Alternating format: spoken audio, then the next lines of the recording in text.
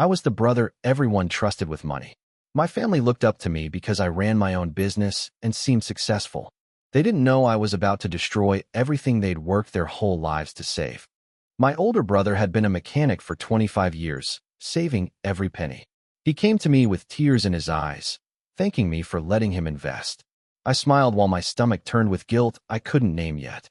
My parents emptied their retirement account because they believed in me. My father said he was proud of the man I'd become. Those words would haunt me every single night for years afterward. My wife's relatives heard about the opportunity and wanted in too. Cousins, uncles, aunts. They all trusted me because our family raised me to be honest. The pressure was becoming impossible to carry. I told my wife this investment would secure our children's future. She believed me because she'd never seen me fail at anything. That belief would become the heaviest chain around my neck. I watched the investment grow for a few months. Everyone was so happy, calling me a genius. I started believing my own lies, ignoring the warning signs I should have seen coming. Then the first payment was late.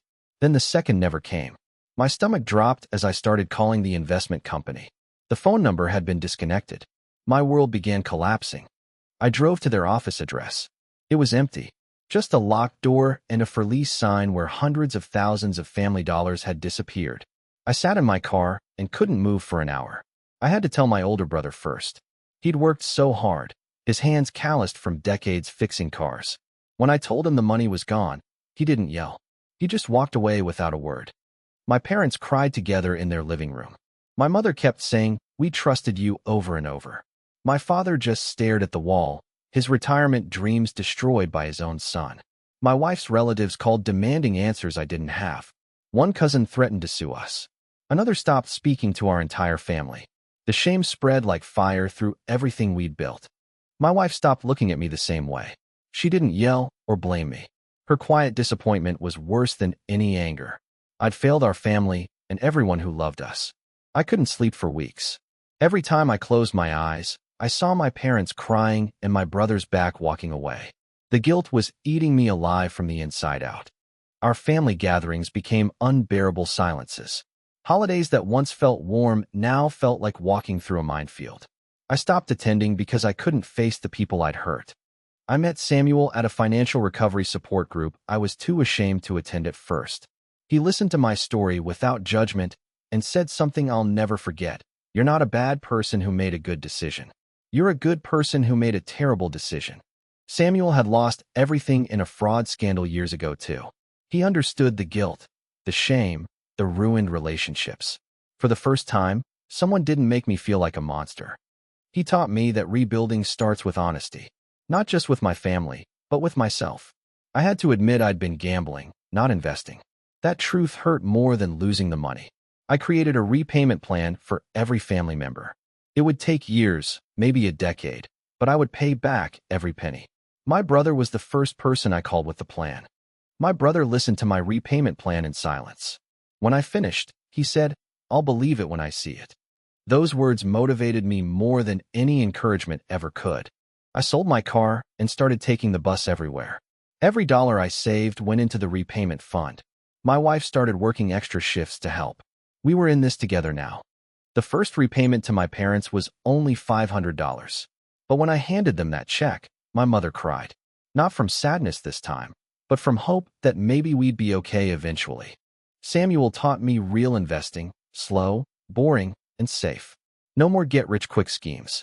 Just steady growth that actually builds wealth over time. I started small with $50 a week. My business actually grew when I stopped chasing easy money. Focusing on serving customers brought steady income one could count on. The irony wasn't lost on me. Real success was boring all along. Every month, I sent repayment checks to different family members. Small amounts at first, but they added up. My brother started answering my calls again. It was a tiny victory, but I celebrated it. 2 years into repayments, my brother invited me to his son's birthday party. That invitation meant more than any business achievement. He was letting me back into his life, slowly. My parents started inviting us for Sunday dinners again. The first dinner was awkward and quiet, but by the fourth one, we were laughing like before. Healing was possible, just painfully slow. My wife and I started marriage counseling. We needed help rebuilding trust between us two. The counselor said financial betrayal hurts like infidelity. We had to heal our relationship alongside our finances. 3 years into repayments, I had paid back 30% of what I owed. It wasn't fast enough for me, but Samuel reminded me that rebuilding takes time. Real change doesn't happen overnight. I started a financial literacy workshop at our community center. Teaching others about the scams I fell for felt like turning my shame into something useful. Samuel helped me develop the curriculum. The workshop grew larger each month. People came from other communities to learn about avoiding investment scams. My brother attended my 5th workshop, sitting in the back without saying anything. 5 years after the collapse, I made my final repayment to my parents. They hugged me for the first time without sadness in their eyes. The weight that had crushed me for years finally lifted. My brother sent me a text after my last payment to him. It just said, "We're good, brother." 3 words that took 5 years to earn. I cried on the bus home that day. My wife and I renewed our wedding vows on our 15th anniversary. The ceremony was small, just family. But everyone who attended had been affected by my mistake and had chosen to forgive me. Samuel and I still meet monthly. He's not my mentor anymore. He's my friend. He says watching my family heal was the reward he needed for his own recovery journey years ago. The family member who sued us eventually dropped the case and apologized. She said she was just hurting and didn't know how else to express it. We cried together and finally healed. I now teach a monthly class at the community college about avoiding investment fraud. My students include retirees, young professionals, and even some former scammers trying to change their lives. The man who convinced his family to invest learned that money can be rebuilt, but trust takes years to earn back. I'm still earning it every single day, and I always will be. Now when our family gathers for holidays, the laughter is real again. I sit at the table with people I hurt, and they choose to love me anyway. That's the wealth I almost destroyed and will spend my life protecting.